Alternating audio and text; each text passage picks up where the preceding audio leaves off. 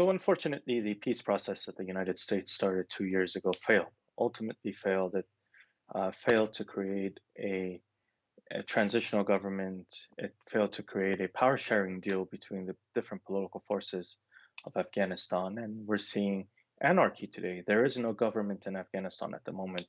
Where a week a week has passed since Ashraf Ghani fled the country, and we still don't have any government. The bureaucracy has fragmented. The security forces have fragmented, and basically the country has no state or government at the moment.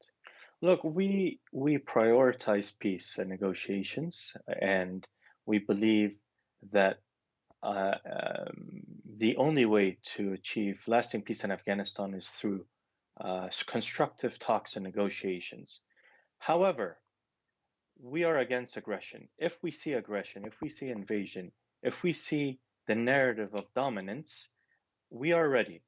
We are ready to defend ourselves. We are ready to defeat any enemy that tries to enter our region. We were isolated and surrounded in the 1980s too, when the Soviet Union invaded Afghanistan.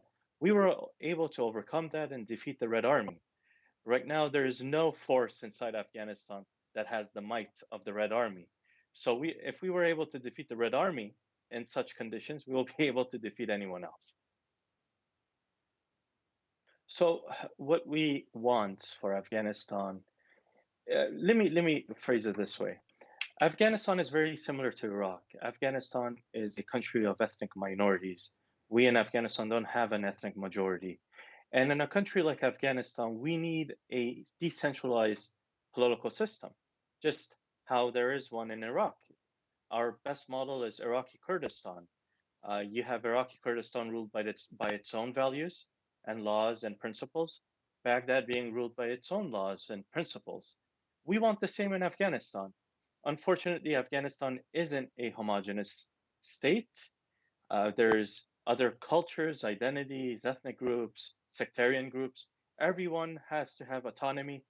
Everyone needs the right to self-determination. Everyone needs equal rights and freedom. This is what we want for Afghanistan and what we're fighting for.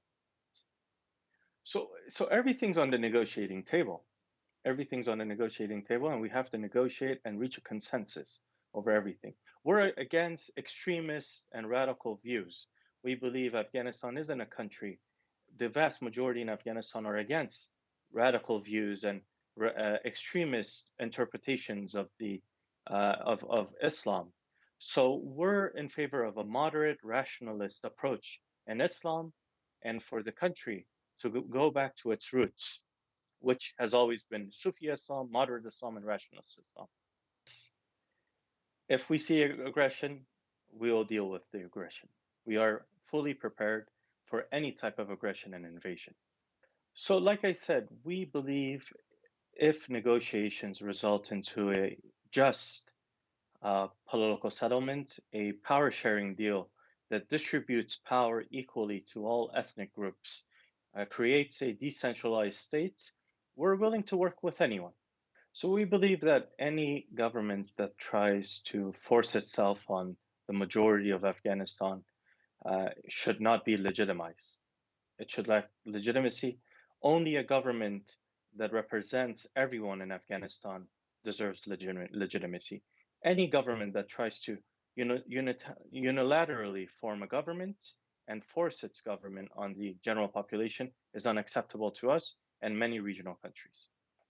So I'm not in Kabul at the moment, but it seems as if it is chaotic. Mismanagement is everywhere. We hope that they're able to return law and order as soon as possible. Thank you very much. So yes, the threat of international terrorism is increasing every day in Afghanistan. We're seeing an influx of foreign fighters in the country, and this will be a problem. We've conveyed this to our Western partners that there is a possibility of another 9/11 happening in the future if they abandon Afghanistan.